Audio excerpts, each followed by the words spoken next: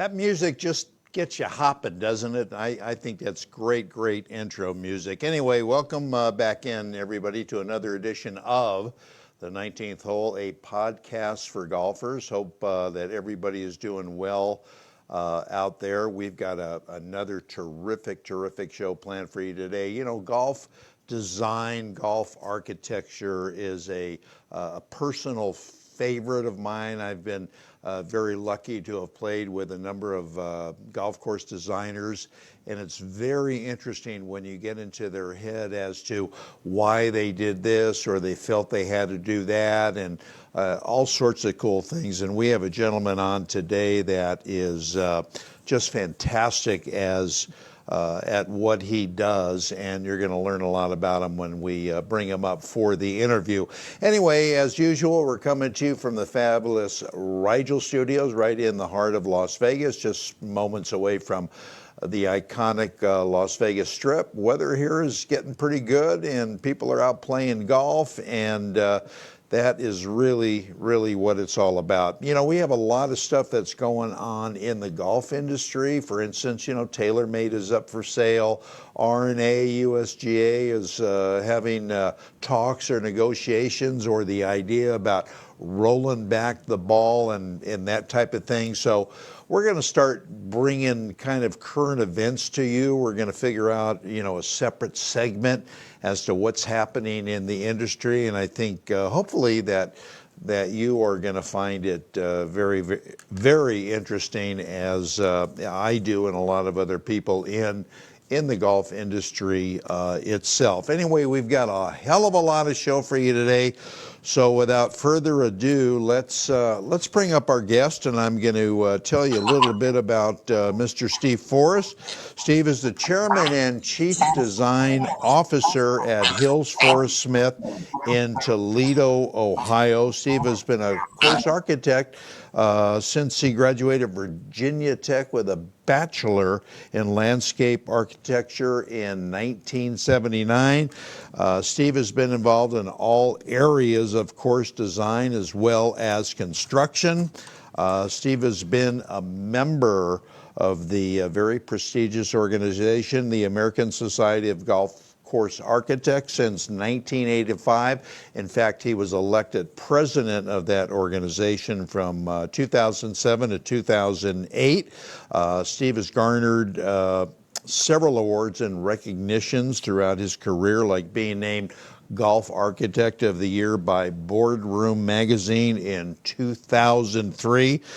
Steve's worked on over 200 project in 5 continents. His mentor, the great Arthur Hills, has taught him a lot of good stuff, and we're going to get into one or two Arthur Hills stories, hopefully, because he's just an icon in my view in the golf industry, and I'm sure that Steve is going to confirm that as well. Anyway, Steve, great to have you on the show. Appreciate you taking the time, and we're looking forward to talking about, as I said, one of my favorite topics, golf design, golf architecture. So thanks for coming on. You're welcome. Thank you for this opportunity. Looking forward to it very much, Dennis. Great. Well, just have fun with it, and I'm going to kick it off and say, in your view, Steve, as a golf course designer, architect, what should be the most memorable feature about a course that you want players to remember after they're on the way home from playing that golf course? Well, I think it's certainly strategy. It's a game that we're playing after all, and if a game doesn't have any interest to it, you think of chess. I mean, there are many moves on a given chess game or chess match. Yeah. We want to have the same thoughts on any golf hole when a player steps up to the tee, that he can look at the hole that's in front of him and know that if the wind is behind him, he can carry a bunker on the left. If not, he needs to play safe to the right.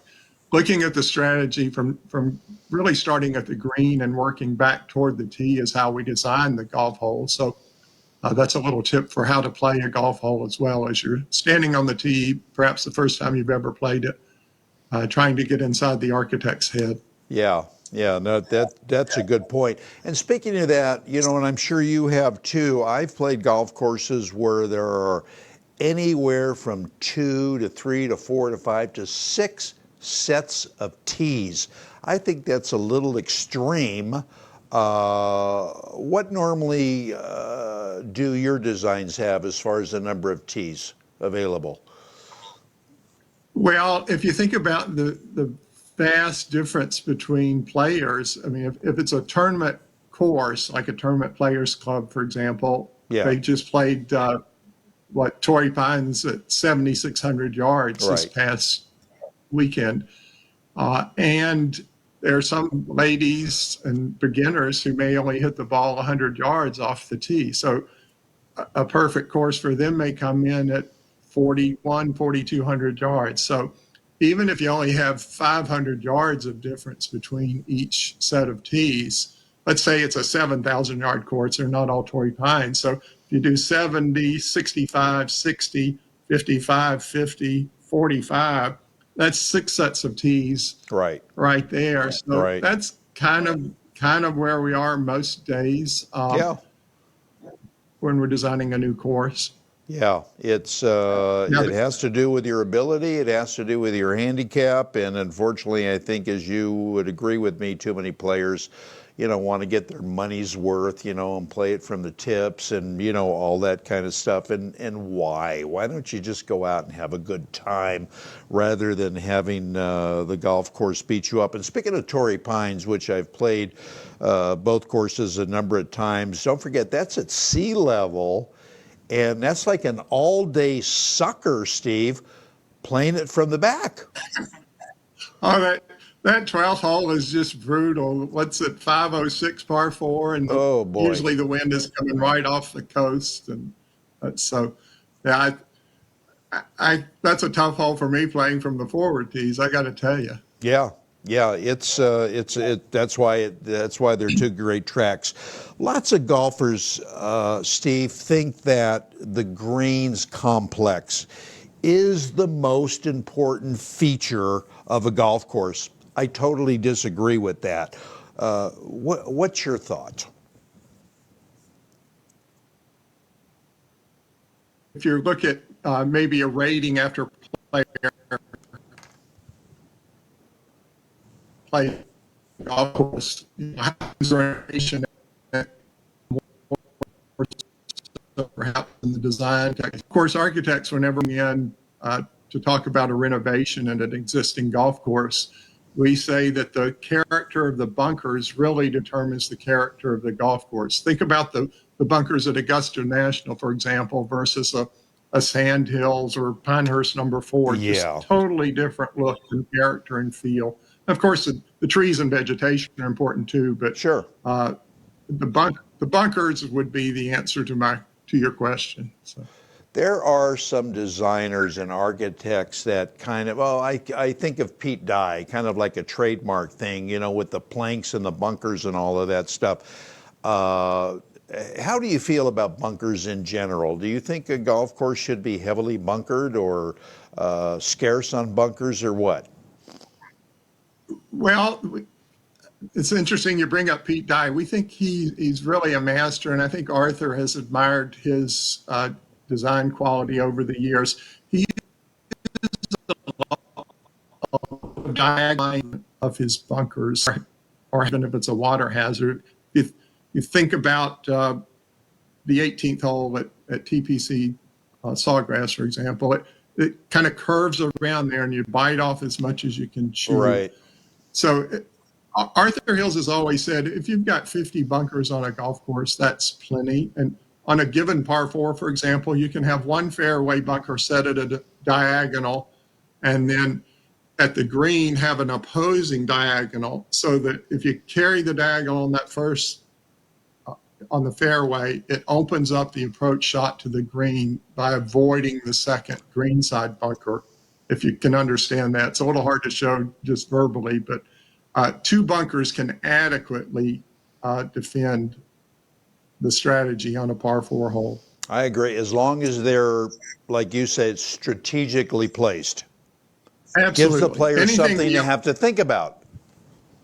absolutely. And anything above and beyond that's kind of eyewash, frankly, or eye candy that adds to the aesthetics of some places. Actually, I think there are too many bunkers. They really detract from Yeah, the green, which should be kind of the diamond or the pearl that should be the focal point. And too many bunkers can be distracting. that's a very, very good point. Very good point. Uh, Let me ask you this before we step away and take our first break. You see lots of courses that might say XYZ championship course. I mean, you got to tell us, what in the hell does that mean? Because I personally, I think when you do that, that's just kind of a marketing ploy more than anything, Steve. Absolutely. Any course that can hold a tournament is essentially a championship course. If you tournament the Fox Hollow Championship, So I've been answering that question for 42 years. Certainly, there's some courses that have championship or national championship Yeah, characteristics, and we all know what those are. So you're exactly right. It's just a marketing yeah, tool. Sometimes you'll hear it's a PGA golf course. But, what's correct. that mean? So yeah, Yeah, I it's think really the just a good excuse for them maybe to charge you a few more bucks for greens fee. absolutely, absolutely. So who knows? Anyway, we're going to step away. We're going to take a short break, and when we come back, we got a lot more with our very special guest, very knowledgeable guest, Mr. Steve Forrest. So stay with us. We're back right after this. Dr. Christopher Choi has long been recognized as one of the top concierge doctors in Las Vegas. Dr. Choi and the entire staff at Comprehensive Wellness Center have earned the reputation of unsurpassed medical care and service to all of their patients. In a continuing effort to always advance his practice, Dr. Choi is now offering an additional service to his current patients, as well as new patients. It's the latest, most advanced laser therapy treatment available. It's true, being in great physical health is very important, but so is the mental boost you get when you know you look your best.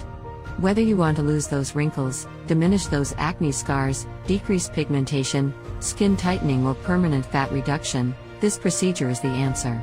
You'll have peace of mind knowing there is no actual surgery and no downtime. You just get results with these amazing laser treatments. You might wonder if it hurts? The answer is no. All you feel is a slight tingly feeling during the procedure. You'll love the results. Call Comprehensive Wellness Center at 702-463-8080. Innovation begins at a single point. Elements, each with their unique character. Fire-forged steel creates unprecedented control. Chemistry delivers a touch so soft, combined to create a level of performance previously unimagined.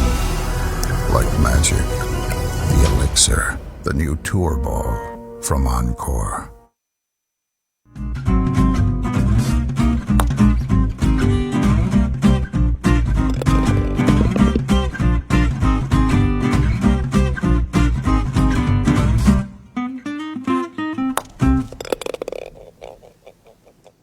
All right, welcome back, everybody, to the continuation of the 19th hole, a podcast for golfers. We're starting to have a great conversation with a wonderful golf course designer, Steve Forrest.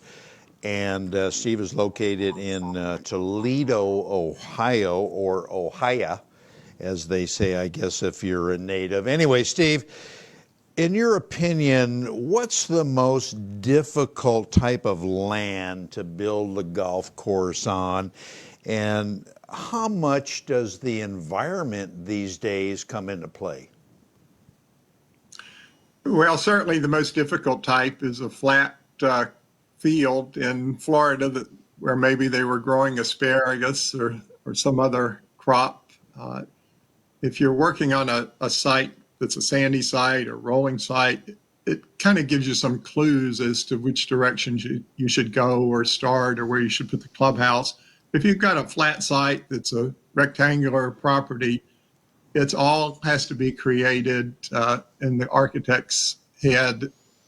You have to excavate material to create lakes and build mounding. And you certainly have fewer restrictions that way, but you also need to be pretty creative. And one of the great things about Arthur Hill's career is that, I mean, he essentially built his career building residential golf communities in Florida on sites that I've talked about that are essentially just flat sites. Right. And, he was able to build course after course that members would want to join that club and play that golf course every day. So it's a great tribute to his career that he was able to work on these difficult sites, make them interesting and different each time. You bring up a good point. I don't mean to interrupt you, but I know players that think if you are playing a golf course that is surrounded by homes, maybe it's in a golf community or something, it actually detracts from the golf course.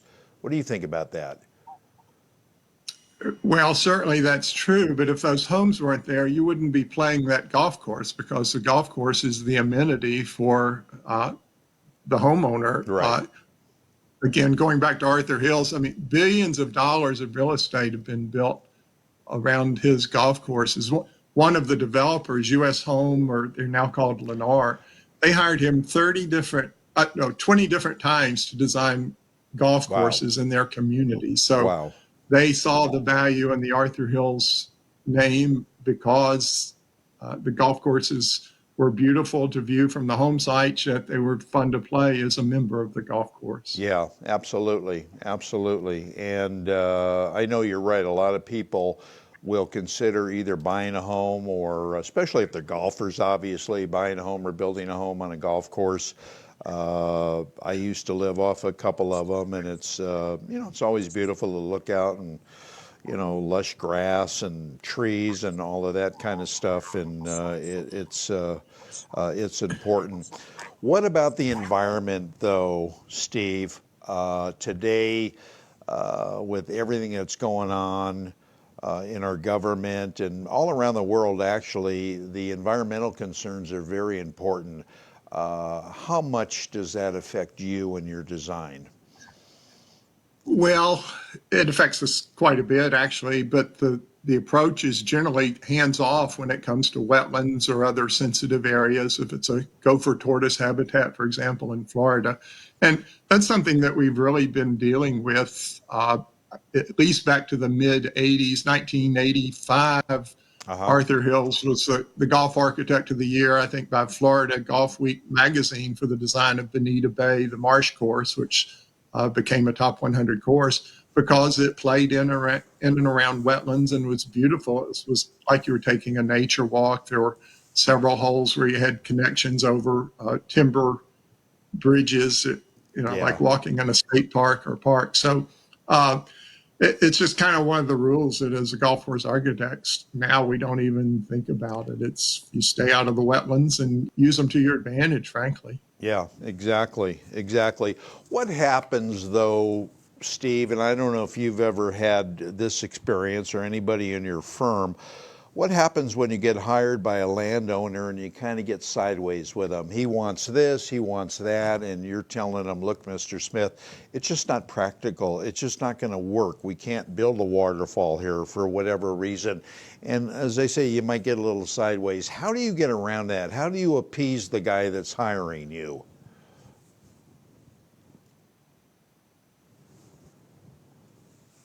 I mean, you can build a waterfall anywhere, but is it going to look natural? Is it going to attract people? Are they going to think, well, why on earth did they build this monstrosity here? Plus, it's going to cost you a lot more. If you got a natural waterfall, it doesn't cost you anything. But if you're building some circulating $1 million feature, it depends on how much money you have and you want to waste, and how much of a monument to yourself you want to build, frankly. Yeah.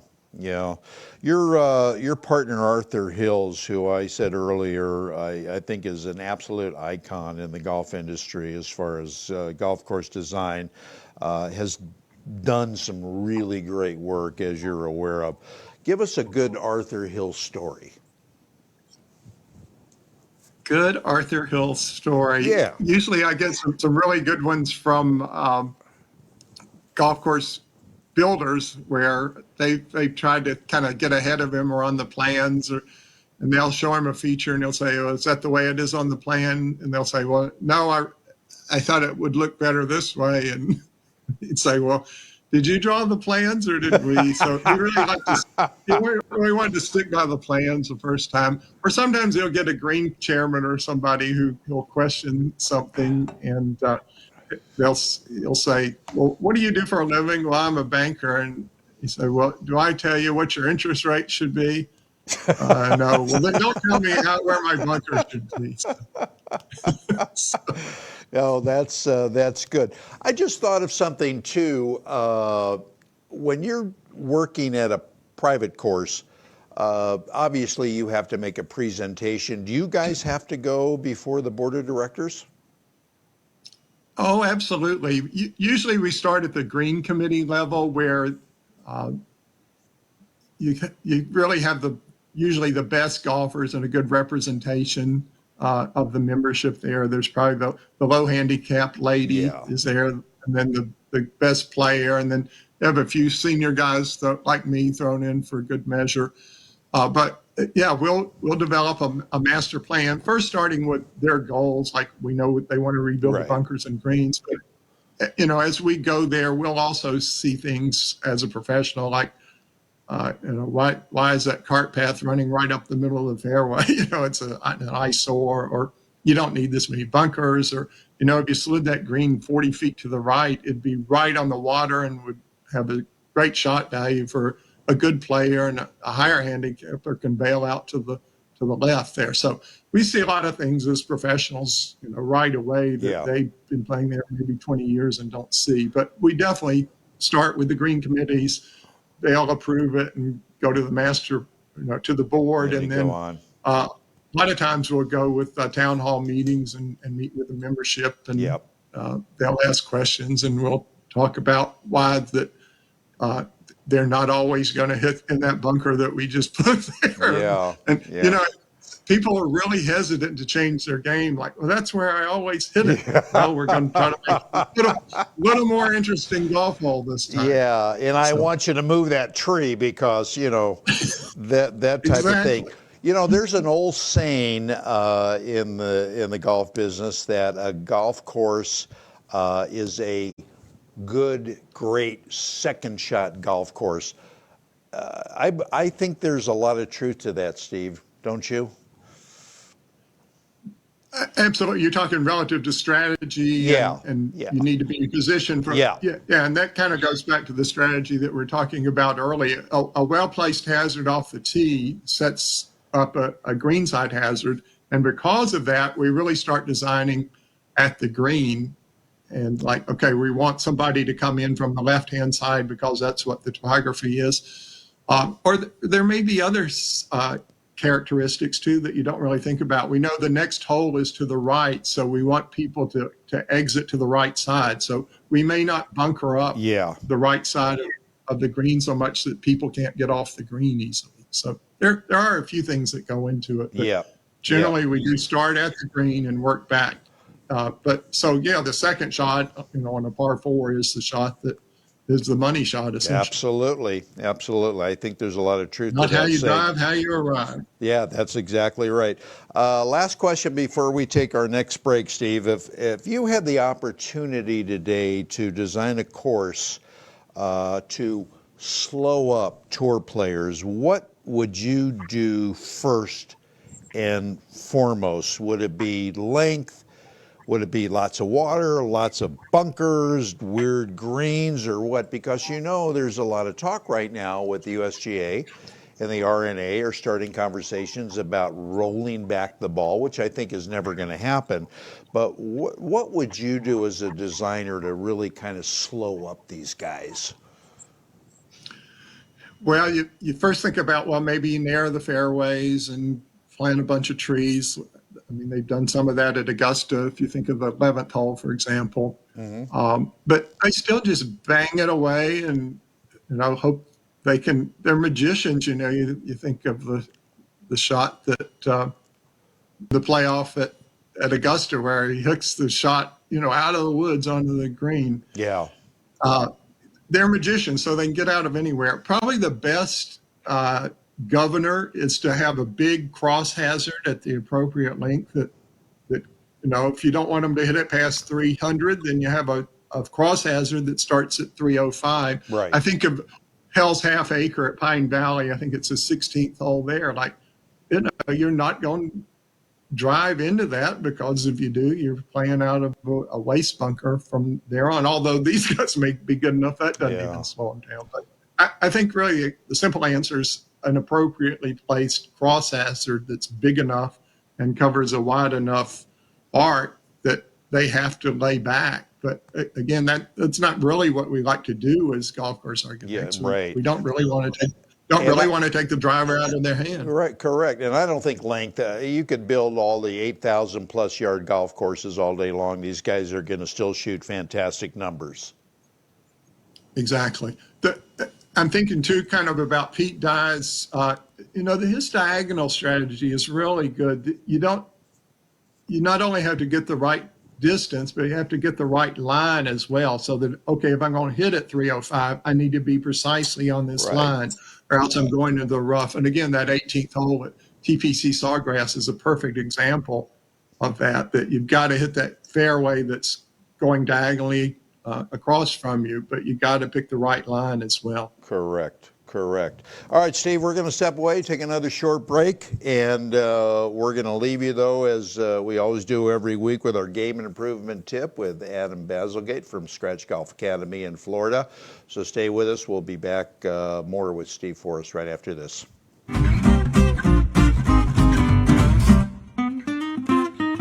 Welcome, Adam Bazalgette here, founder of Scratch Golf Academy, for the 19th hole weekend edition game tip of the week. Today, let's look at swing plane. I have a 7-iron here. Now, without doubt, the majority of golfers come down what we call too steeply. That's to stay too much in front of their body, too much on top of the ball. And I believe the underlying reason for that is they mentally, without realizing it, they aim at the ball. Whatever your mind sees that it wants to hit, it goes straight towards it. Now, your target should be over there, but people look at that golf ball and they want to hit it and they go directly towards it. So here's a drill I think that'll help you. Instead of swinging to the ball, swing the club down more so that it then comes underneath your body and out towards the target. Set up with the ball on a tee as I've done here. Get your bearings to the ball, make a 3/4 backswing, and simply swing down towards the ground. You can even tap the ground if you like here. Should have a nice flowing rhythm like I'm popping a towel there. And once you've done a couple of swings down, just go ahead and make your body move. Doesn't matter if you hit the ball solidly, you'll probably find the ball anyway, but it teaches you the feeling that the start of the downswing is more down, not towards the ball.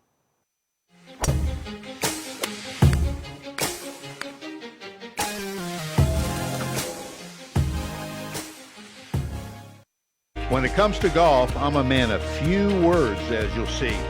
Looking for out-of-this-world technology in your golf ball? Encore Golf. Looking for exceptional performance and durability? Encore Golf. Looking for the best performing ball for the price? Encore Golf. Check them out at Encore Golf. That's ONCORE golf.com. Your scores will thank you. As golfers, we want instant gratification when it comes to a better golf swing and playing better golf. Impossible, you say? Not anymore. Golf Boost Artificial Intelligence, AI, has developed and patented the most advanced swing analysis technology in golf. Simply, the algorithms detect your body position and then analyze your golf swing using their artificial intelligence technology.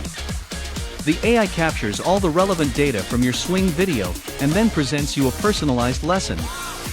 Golf Boost AI is the ultimate swing analysis and virtual instruction system for golfers of all ages and abilities. This sophisticated software takes into consideration your height and build, playing level, and returns the ideal solution for your swing. Bottom line, Golf Boost AI is an incredibly convenient and cost-effective tool for golfers to improve their swing. Go to golfboost.com and check it out. The app is free to download and try. Visit golfboost.com today.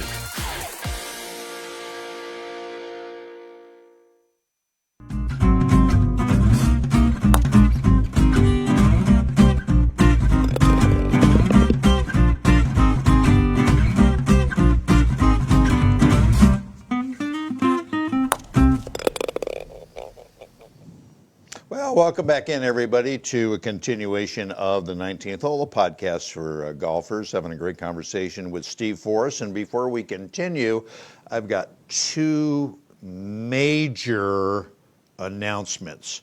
The first announcement is when Steve comes out to Las Vegas to play golf with me, he gets no shots.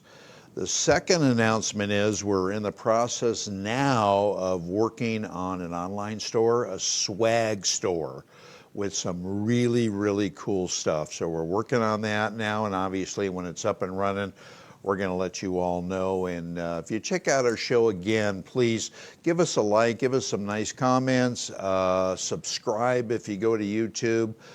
We appreciate it very, very much. And by the way, you know, we're seeing on a lot of social media platforms, one of the easiest ways you can do that is going to a site called yournews.com. Click on the menu, scroll down, you'll see the 19th hole, just click it on, and you'll be able to see the show. And by the way, they're a great source for international, national, local news, yournews.com. All right, getting back to our interview with Steve Forrest. Steve, you've done work in Russia, in Morocco, Sweden, and other places.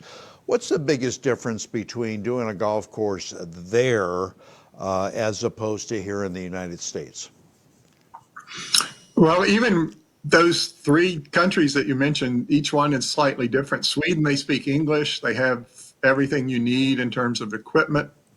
If you go to Morocco, it's a little bit exotic, certainly. You'll see snake charmers in the square and Marrakesh, and you may not always have the equipment that you need. For example, we like to use paint guns, and they didn't have paint guns, so they gave us an old tin can, put a hole in it, attached it to a stick, and then filled it with lime, and that was our marking paint as we went around the golf course. Russia, certainly, there's some challenges there with the language, and it's just a little bit more difficult place to get in and out of. You need to have a visa to go there. You need to have a sponsorship by your client. You don't want to be driving on the roads when you're there. So I'm still not quite sure how to get to some of the sites that I've visited in Russia because they're just remote and difficult traffic. And so usually the cultural differences are much more to be obstacles in terms of getting the work done rather than when you're actually on the golf course site. Yeah, you and I talked before the show the other day, and I've been to Russia. I've spent 2 weeks there, and we were talking about the only one in golf course that they had, Tumba, and you're very familiar with it. And I got to be good friends with the then golf professional who, my understanding was he was a gym teacher, and they said, you're going to be a golf, you're going to run this golf course. And they gave him books, they gave him CDs, they gave him all this stuff to learn as much about the game of golf as possible. And it was a fantastic experience. But now, obviously, they've come a long way in what they offer for golf, Steve. Yeah, certainly. They did seek some American help. I know that an American agronomist from, I think, Cornell went over and helped them, Dr. Richard Hurley. They had American shapers. They had American architects come over. So we've definitely shared some of our knowledge with them over, I guess it's probably been 25 years or probably even more than that, 35 years since the first course was built in Russia. I think Robert Trent Jones Jr. Was involved with that at Moscow Country Club. So, but yeah, so they've had time for a generation of people interested and good golfers to come along. So Exactly. What's your opinion of the so-called player designs like they offer in the TPC network? You know, I know we have a Yeah, couple of TPC courses here in Las Vegas, as you know. One's private, one's a resort course. Both helped out in their design by tour players, you know, Fuzzy Zeller and who was the other night? And you'll have to forgive me, it escapes me, but do you really think they have that much to offer? well, certainly you call upon them for their opinion. Basically, we've done two tournament players club. The first was at Eagle Trace that hosted the Honda Classic back in the mid '80s. It was only the second tournament players club ever built beyond, after TPC Sawgrass. And that was essentially Arthur Hills working with the client. Uh-huh. It was a residential community as well. So he pretty much did what he wanted to do there. One that we did much later was at the TPC Treviso Bay in Naples, Florida. And there we did work with Al Sutton, the player consultant. And I don't think Arthur used the line, "What do you do for a living?" and said, "Well, let me design the golf course." So, you're cordial. You listen to their ideas, and certainly many times their ideas are valid, and you try to incorporate them. And if you do have a disagreement, you try not to do that in front of the client. Well, yeah, So I that, mean, they could offer some good advice and stuff, but I think the yeah, knock on it is they're not that proficient in golf course design. That's not what they do. They play golf for a living. And number two, they're a little biased. If a guy hits it right to left all the time, he wants a lot of holes where you've got to draw the ball. that's right. Certainly, there were some comments along that line with Jack Nicklaus in the early days. And Right. yeah, we're golf course architects. We can read topographic maps. We can develop grading plans. We know drainage, but it's okay. One of the main goals is to helping them understand what the paper illustrates before you build it. It's much more expensive to move a green after you built it rather than moving. I think those are the early criticisms of the more famous designers, frankly. So. Yeah, exactly. Steve, what do you think is the larger advantage, if I could put it that way, of creating a moderate length golf course? Is it the savings in the land cost or the playability for golfers and getting repeat business because they had an enjoyable time? I think it's certainly both. That not only the initial land savings, it costs less to build it, costs less to maintain it. If you're mowing 100 acres, that's one thing. If you're mowing 200 acres, that's another thing. So not only at the beginning, but every day that you're open on a bigger property, it's going to cost you more to keep it and maintain it. As we know, not everyone is a professional. So if you're designing the course to be enjoyed by those who are playing it, there's plenty of challenge in a golf course Oh, that's sure. 6,000, 6,200 yards of Sure. length and doesn't have 100 bunkers around it, frankly. Sure. Yeah, there is. Just quickly, what's your personal feeling about hazards on a golf course? Well, as we talked earlier, you don't need 100 bunkers. If it's very properly placed to challenge the best player, and by that, typically we mean that the bunker is almost as tight as it can be, or the water hazard can be as tight as it can be to the green, so that a good player, his margin of error is small. If he misses it 5 feet to the right, perhaps he's going to be on the water on the Sunday pin placement. What that does is it tends to give you plenty of bailout room on the opposite side away from the hazard, Right. where a higher handicapper, if they're smart, they'll hit their second short and left or short and right, hope they hit a good chip and one putt for their par. So shot values are certain we talk about a lot. We do like to see a variety of hazards, sand hazards. You can have grass hollows. Right. It can be much more Correct. difficult for a professional to get up and down out of the rough. Oh, yeah. And then water hazards. And again, if they can be placed diagonally, as I've talked earlier, you get the best strategic shot value from Yeah. a diagonally placed hazard. Absolutely. All right, Steve, I'm up against a hard break. Last one, I promise. We're going to take a short time out and come back, and we're going to finish up the show with Steve Forrest. I hate to let him go, but, you know, it is what it is. So stay with us. Both of us are back right after this. One of the buzzwords happening in golf is the word lag.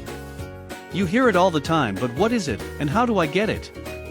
Lag simply is the loading of the club to help produce tons of power in your golf swing. Up until now, getting lag into your swing has been very hard. Introducing the lag shot, a brand new proven training aid being praised by some of the leading PGA Tour instructors across the globe. This practice aid trains your hands, arms and body how to make a powerful, efficient golf swing with an amazing amount of lag. Lag shot is a 7-iron length club with the same loft and lie with a whippy, flexible blue shaft and a beautiful jet black club head. After you master the lag shot, your game will change forever with a stress-free swing, more power and more distance with lower scores every time you play. Go to lagshotgolf.com and you'll see why this truly is becoming the #1 training aid in golf. Visit lagshotgolf.com.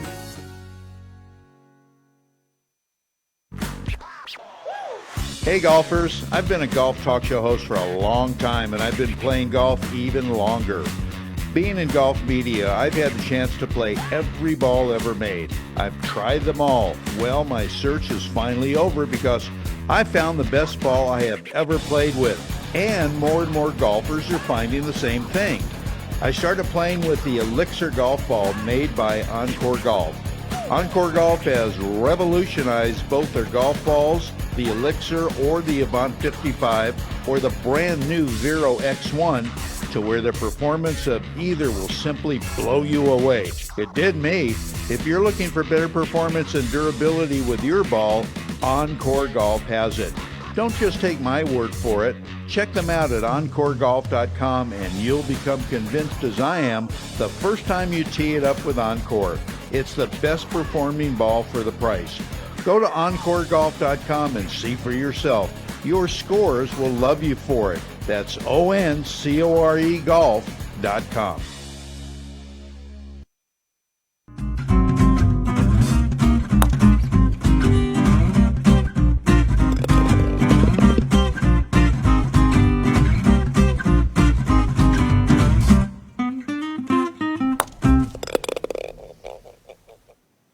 Let me tell you something about that lag shot trainer. I use it every day, just swinging it, or when I'm actually out practicing hitting balls. I'm telling you, it is fantastic. Check them out at lagshotgolf.com. I knew that last beer was going to get me, as Steve knows so well. Anyway, Steve, we're going to finish up, and if you can, tell us what's on the horizon for you and your firm as far as some new designs going on or renovations. Well, having completed over 200 courses in Arthur Hill's career, those courses come up for renovation every 25 or 30 years or so. So we're definitely working on those in Florida, renovation projects every year. Generally, we're undergoing some sort of master plan for renovation. One that we're most excited about is coming up in Salt Lake City. It's a city course there right at the airport called Wing Point that closed as a result of various issues, and they're looking to get that open again. So we're looking forward to golf to life. It's called Wing Point, and as you fly into Salt Lake City, you should be able to see it one of these years soon, we hope. Oh, that's great. What do you primarily do on a reservation? Do you concentrate on one area? Is it the tees mostly? Is it the greens? Shaping the fairways? What do you concentrate on mostly? Again, all of the above. In Florida, the greens actually shrink over time as they top dress them. They get smaller because you're essentially building a pyramid of sand. Right. And the bunkers have a life of about 7 years or so. So certainly when you're redoing greens, you want to rebuild bunkers as well. Some clubs add additional tees to make playable or to add length. So really all of those items are important. Yeah, absolutely. All right, real quickly, last question. So when can I expect you to be here in Las Vegas? Play some golf. Well, as I told you earlier, we were supposed to be there today for the Yeah, golf industry show. yeah. So get rid of the restrictions and we'll head on out. Looking forward to it very All right, much. you got it. You got it. Anyway, Steve, thank you so much for your time. Very, very enjoyable, very informative, and we're going to have you back sooner than later to keep our discussion going about design. I appreciate your time. Thank you so much, Dennis. A lot of fun. I appreciate it. Thank you, Steve. Thank you. Steve Forrest, everybody. What a wonderful architect he is. Works with a great guy, Arthur Hills. As I say, just a magnificent designs. He's an icon. I think Arthur is turning, or just has turned 92, if I'm not mistaken. So a lot of knowledge. Anyway, that's going to wrap it up for this edition of the 19th Hole podcast for golfers. I've been your host, Dennis Silvers, and fairways and greens, everybody, get out and play some golf. We will see you back next week, same time, same place. Got a wonderful show for you. Haley Moore, who's a rookie on the LPGA Tour, you're going to find it fascinating. So stay well. We'll see you back again later. So long, everybody.